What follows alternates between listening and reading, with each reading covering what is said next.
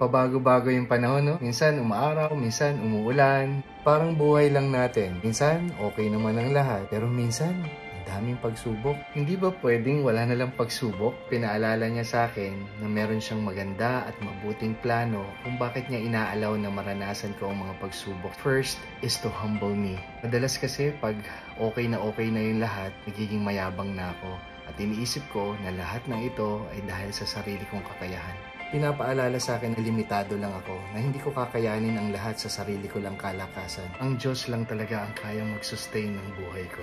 Second is to strengthen me. Yung after mong malagpasan yung pagsubok ay mas malakas ka na, yung mas matatag ka na, yung kaya mo nang lumaban at harapin ang buhay. At ito rin ang nagpapatibay at nagpapalalim ng pananampalataya natin sa Diyos. Kasi alam natin na walang pagsubok na hindi natin kakayanin basta kasama natin siya. Third is to change us. God is more concerned to change us more than our situation.